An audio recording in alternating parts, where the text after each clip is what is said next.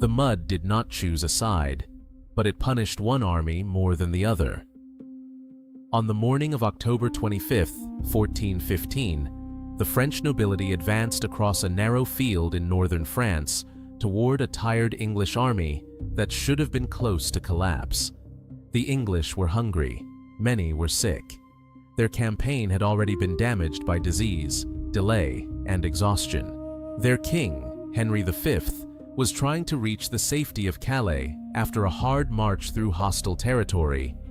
In front of him stood the military aristocracy of France. They were numerous, confident, heavily armored, and determined to crush an enemy that had dared to invade their kingdom.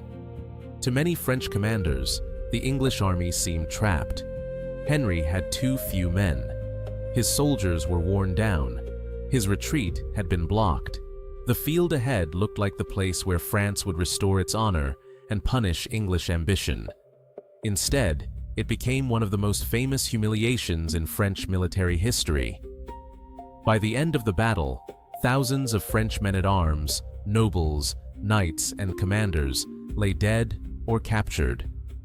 The English army, outnumbered and exhausted, had survived.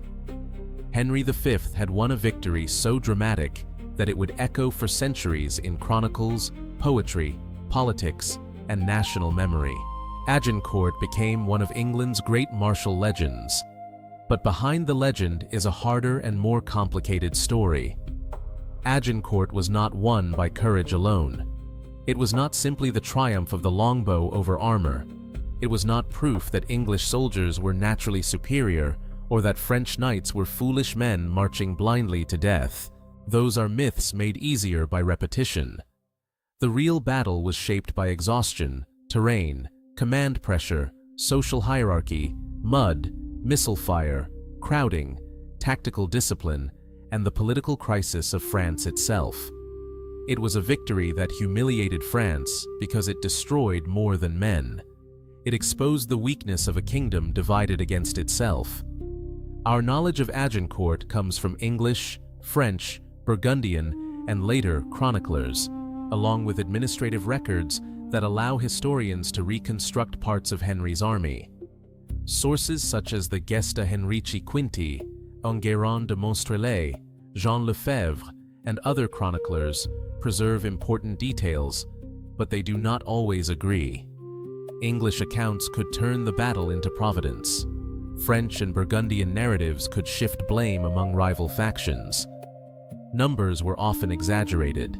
Speeches were shaped by memory and literature.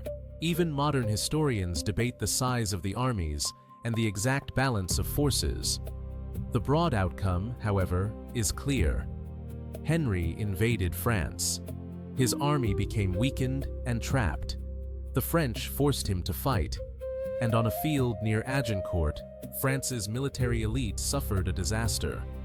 To understand why the battle mattered, we have to begin with the war that produced it. The 100 Years' War had begun in the 14th century as a dynastic and territorial struggle between the kings of England and France. English kings claimed rights in France through inheritance, feudal relationships, and ambition. French kings sought to preserve and strengthen the authority of the Valois monarchy.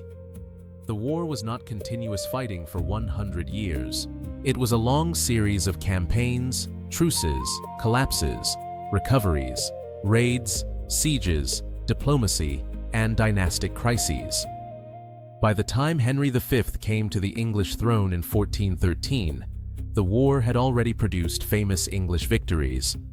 At Crécy in 1346 and Poitiers in 1356, English armies had defeated larger French forces, using defensive positions, discipline, and longbowmen to devastating effect. Those battles were part of the memory that both sides carried into Agincourt. France knew the danger, and yet it would suffer it again. Henry V was young, ambitious, and determined to revive English claims in France. His father, Henry IV, had taken the English throne from Richard II, leaving the Lancastrian dynasty with a need for legitimacy.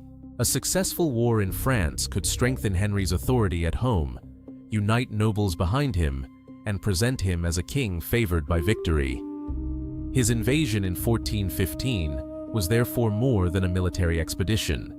It was a political statement. Henry demanded recognition of English rights in France and launched his campaign when diplomacy failed. He crossed the Channel and besieged Harfleur, a port near the mouth of the Seine. Harfleur mattered because it could serve as a base for English operations, but the siege took longer and cost more than Henry hoped. Disease spread through the English army. Men died. Others were sent home sick. Supplies were strained. By the time Harfleur fell, the campaign had lost much of its momentum. Henry now faced a choice. He could return to England with one captured town and claim success, or he could march across northern France toward English-held Calais, turning a battered campaign into a demonstration of defiance. The route would be dangerous. French forces were gathering. Rivers and crossings could be blocked. But a successful march would transform weakness into prestige. Henry chose to march. Before we continue, consider subscribing to Ashes of Empire. It helps this channel grow and helps us keep improving the quality of these forgotten war documentaries. The English army moved through French territory under increasingly difficult conditions. The men were tired, short of food, and still affected by disease from Harfleur. The French shadowed them, blocked crossings, and tried to force Henry away from easy passage. The English eventually crossed the Somme, but the delay cost time and energy. Each day made the army more vulnerable. Henry wanted Calais, the French wanted battle. France, however, was not a united kingdom moving with one clear will. King Charles VI suffered from periods of severe mental illness, which weakened royal authority. Power at court was divided among factions, especially the Armagnacs and Burgundians.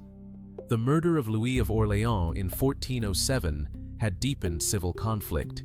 The Burgundian faction, led by the Duke of Burgundy, had its own interests, and French politics were poisoned by rivalry. This internal division mattered at Agincourt. Many of the men who gathered to face Henry belonged to the Armagnac side, or were aligned with the royal military establishment. The French army represented the kingdom, but not the full unity of France. Political fracture affected command, coordination, and the consequences of defeat. Still, the army that blocked Henry was formidable.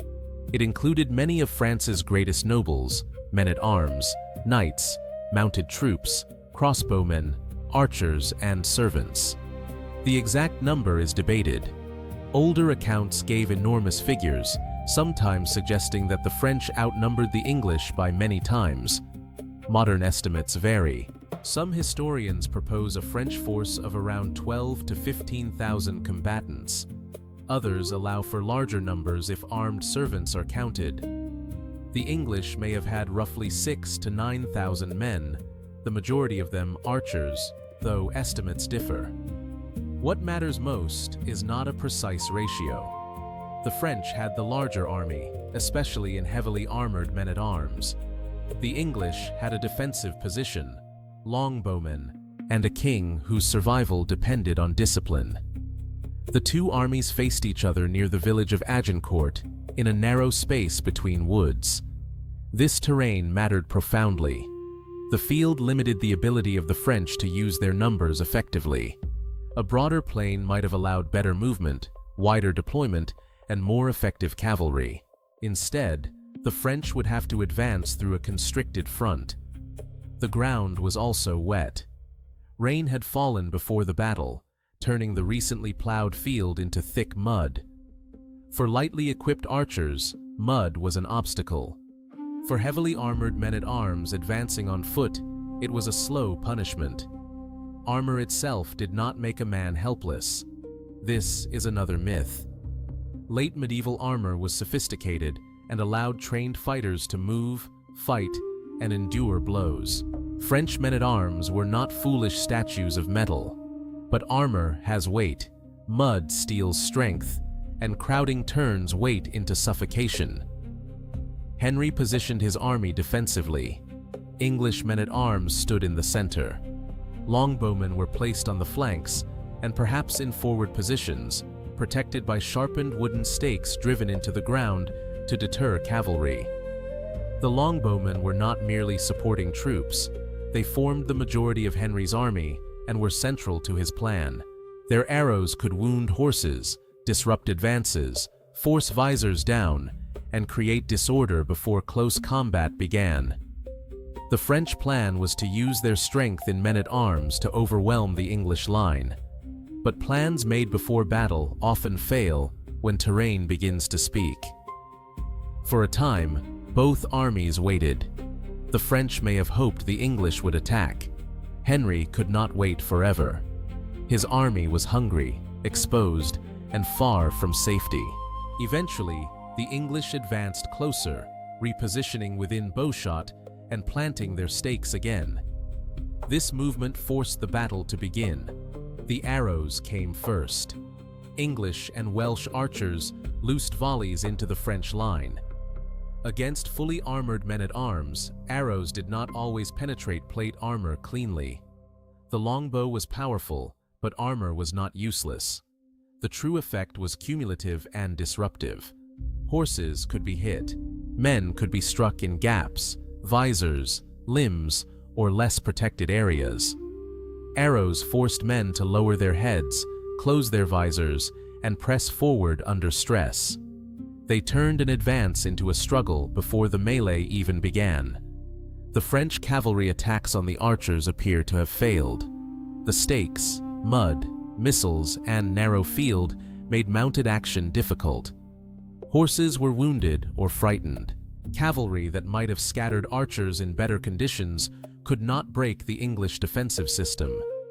Then, the French men-at-arms advanced on foot. This was the heart of the disaster. They moved across muddy ground under arrow fire toward a narrow English line. Behind them came more men, pressing forward. The field restricted movement. The front ranks slowed as the mud deepened and the arrows continued. Men in the rear pushed into men ahead of them. The French were brave, well-armored, and determined, but their own numbers began to work against them. The battle became a crush. Those in front had to fight the English men-at-arms after crossing exhausting ground. Those behind could not easily reach the enemy. Men fell and could not rise. Others stumbled over bodies. Armor that protected against blades became dangerous when a fighter was trapped beneath weight, mud, and other men. Breathing was difficult with visors closed. Movement became nearly impossible in the packed mass. The English line held. Then the archers joined the close fighting. When their arrows were spent, or when the French became disordered enough, English archers moved in with mallets, hatchets, swords, daggers, and other weapons. They were more lightly armored and could move more freely in the mud than the exhausted French men-at-arms. The image is brutal. Men of lower social status, often seen by aristocrats as inferior to knights, striking down or capturing some of the highest-born warriors in France. This was not only a military defeat, it was a social humiliation. The world of chivalric prestige had been dragged into mud and beaten by men it considered beneath its rank. If you want more forgotten conflicts, where battlefield conditions broke the confidence of entire ruling classes, subscribe to Ashes of Empire. History often turns when the people meant to dominate a war discover that the ground itself has turned against them. The French attacks came in waves, but the narrow field swallowed them. The second line pressed into the first. The third could do little. Command became difficult. Nobles fought individually or in small groups, but the army's mass did not become coordinated power. The English were under pressure, and Henry himself was involved in the fighting, but the French could not convert numbers into a functioning breakthrough. This is one of the central lessons of Agincourt. Numerical superiority is not the same as usable strength. The French had more men, but the battlefield allowed only part of that strength to act effectively at a time. The rest became compression. Their men-at-arms were among the finest warriors in Europe, but the tactical situation forced them into a slow advance through mud, under arrows, into a prepared defensive line. Their courage carried them forward. Their formation trapped them there. Many French leaders died. Among the dead were Charles d'Albret, the Constable of France, and many nobles from the kingdom's military elite. The Dukes of Alençon, Bar, and Brabant were killed. Counts, bannerets, knights, and squires fell in large numbers. The casualty list struck deep into the aristocracy of northern France. Some noble families lost fathers, sons, brothers, and heirs. The defeat was not a general loss spread evenly across society. It cut into the leadership class that was supposed to defend the kingdom. Others were captured. In medieval warfare, prisoners of rank were valuable because they could be ransomed. Capturing nobles was part of the economy of war. But at Agincourt, the number of prisoners became dangerous. During the battle, Henry received reports, or believed that a French attack was threatening his rear or baggage. Whether the threat was as serious as it appeared is debated. In that moment, Henry ordered the killing of many French prisoners. This remains one of the darkest parts of the battle. From a modern perspective, the killing of prisoners is deeply disturbing. Even in medieval terms, it was controversial, because noble prisoners were expected to be held for ransom. Henry's defenders might argue military necessity. An exhausted English army could not risk prisoners rearming or joining a renewed attack. Critics could see brutality and the destruction of men who had surrendered. The sources do not allow a simple moral escape. Agincourt was not clean. No medieval battle was. The killing of prisoners also damaged the romantic image of the victory. Later legend would prefer the speeches, the courage, the archers, and the improbable triumph. But the real battle included fear, calculation, and ruthless decision-making under pressure. Henry was capable, disciplined, and charismatic, but he was not a sentimental figure. He fought to win and survive. By the time the fighting ended, the French army had been shattered. The English losses were comparatively small, though exact numbers remain debated. The French losses were devastating, especially among men of rank. Thousands may have died. Many others were captured. The field was filled with bodies, armor, banners, weapons, horses, and the broken confidence of an army that had expected victory. Henry had won, but he did not immediately conquer France because of Agincourt. This is important. Agincourt was a spectacular battlefield victory, but Henry's army was exhausted and deep in enemy territory.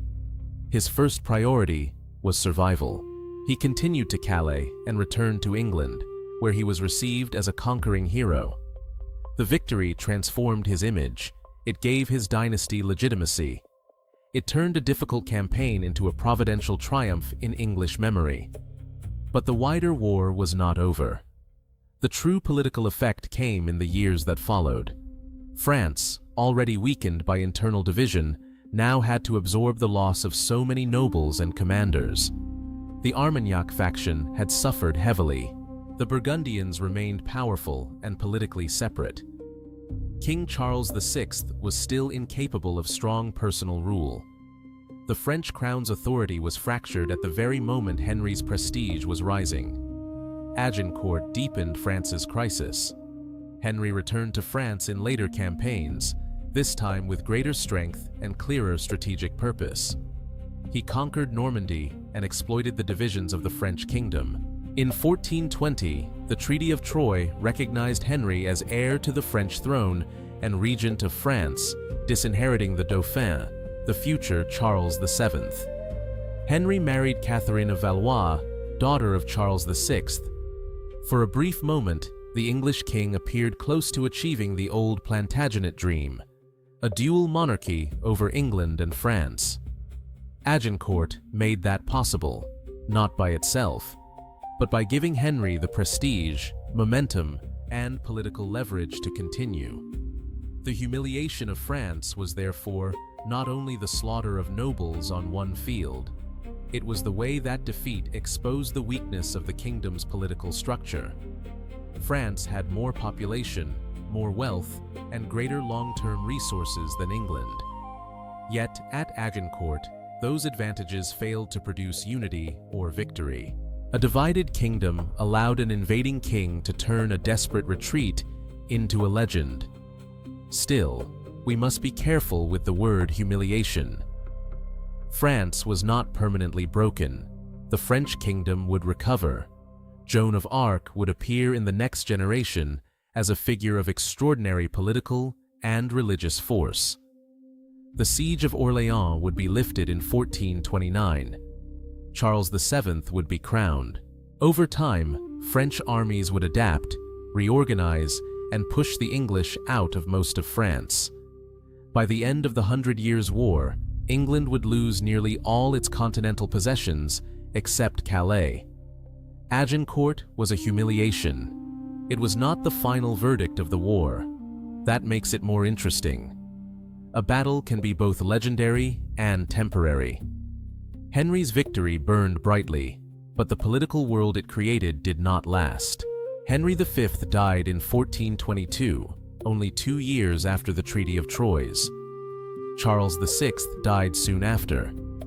Henry's infant son, Henry VI, inherited claims too large for a child and too unstable for the politics of two kingdoms at war.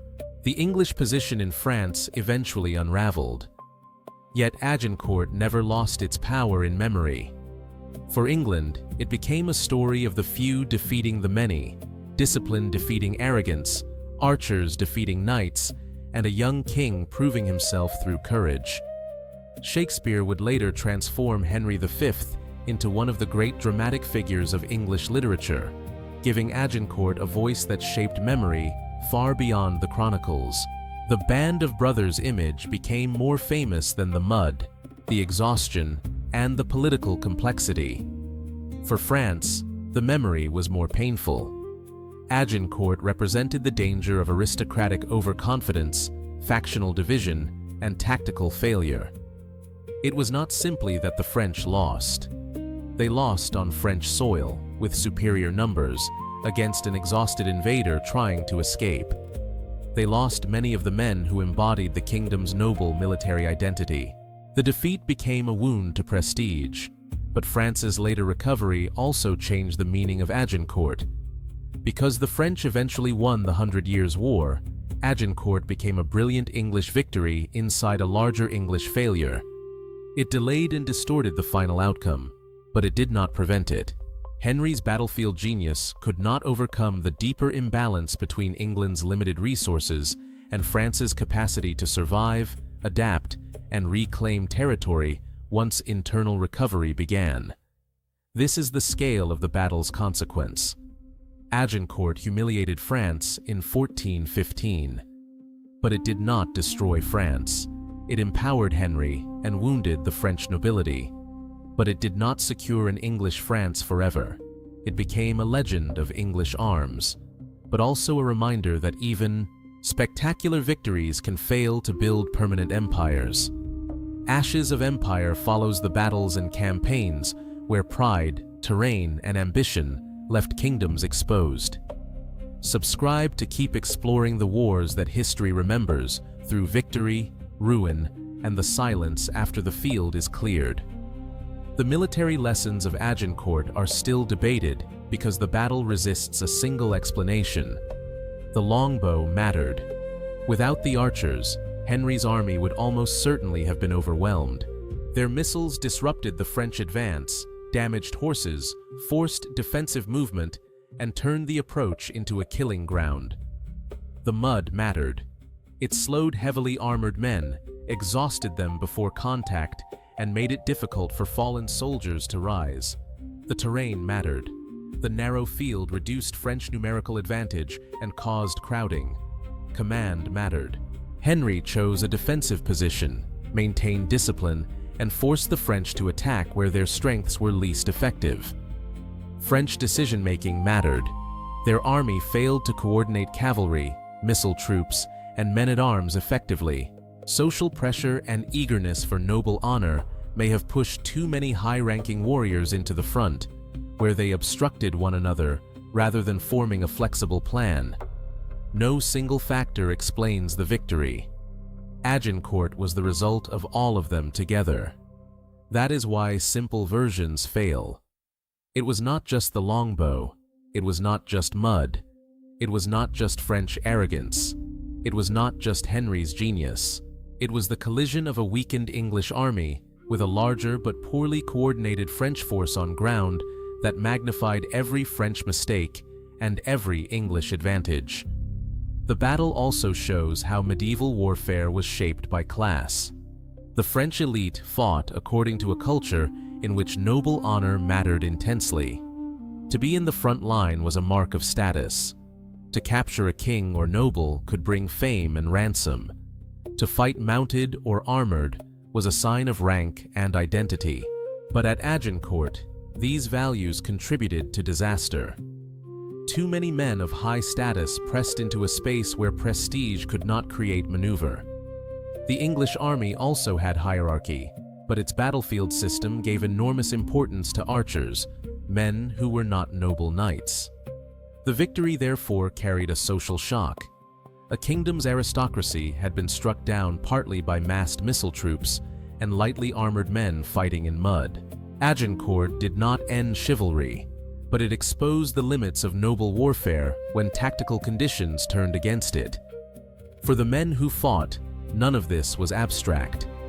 The English archers were not thinking about future legend. They were trying to survive a French advance that could have killed or captured them if it broke through. The French men-at-arms were not symbols of arrogance in their own minds. They were men advancing under orders, honor, and expectation, through a field that became more lethal with every step. Many fought bravely, many died helplessly. Some suffocated beneath the weight of other bodies, others were killed after surrender.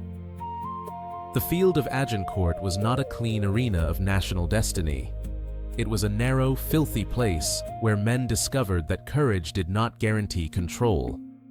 The aftermath carried grief across France. Noble households lost heirs, regional power structures were damaged, ransom negotiations began for captives, political blame circulated. The French court, already weakened by faction, had to absorb another crisis. The kingdom's enemies had been given a triumph that looked almost miraculous. In England, the reaction was the opposite. Henry returned with the aura of divine favor. Agincourt strengthened his authority and helped bind the political nation around his leadership. A campaign that might have been criticized for its cost and sickness became the proof of his kingship. Harfleur had been difficult. The march had been dangerous. But Agincourt transformed the whole expedition into a story of providence and greatness. This is one of the most important functions of victory. It edits memory. The suffering of the march became proof of endurance. The danger became proof of faith. The small army became proof that God favored the king. The killing field became a national myth. For France, defeat edited memory in the opposite direction. It demanded explanations. Bad leadership, faction, pride, terrain, divine punishment, betrayal, misfortune. No society accepts humiliation without trying to make sense of it. Agincourt became a mirror in which France could see both the bravery of its nobles and the failure of the system that led them into disaster. The battle's final irony is that Henry won exactly the kind of victory kings dream of, and yet the dream did not survive him.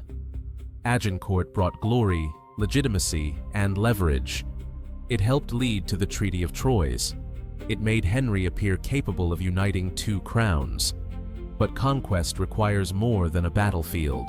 It requires time, administration, loyalty, succession, money, and the ability to endure after the great king is gone.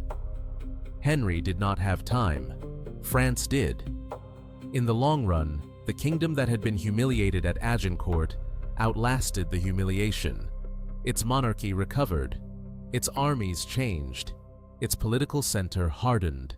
The English victories of the 14th and early 15th centuries became part of a larger story that ended not with English domination, but with French reconquest. Yet the memory of October 25, 1415, remained, because some defeats are too dramatic to disappear. Agincourt endures because it contains the elements that make history feel almost unreal: a young king, a starving army, a larger enemy, rain, mud, arrows, noble deaths, and a victory that seemed impossible until it happened. But if we strip away the legend, the battle becomes even more powerful. It was not magic, it was not destiny. It was a severe and logical result of terrain, tactics, leadership, exhaustion, and political fracture. The French army expected to end Henry's campaign. Instead, it gave him immortality.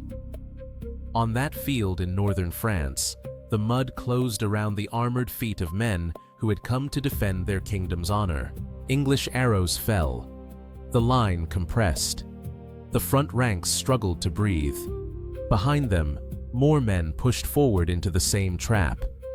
The nobility of France had gathered to crush a weakened invader, and instead found itself unable to move, unable to deploy, unable to turn its numbers into power. That was the humiliation, not simply defeat, paralysis. A great kingdom had the men, the armor, the courage, and the cause. But for one terrible morning at Agincourt, it could not make them work. Henry marched away from the field alive, carrying with him the legend of a victory that would outlive the empire he hoped to build. France buried its dead, ransomed its captives, and carried the wound forward until recovery became possible. Agincourt did not decide the 100 Years' War, but it revealed how a kingdom could be made to look helpless in the mud of its own soil. And for France, that was the deeper defeat.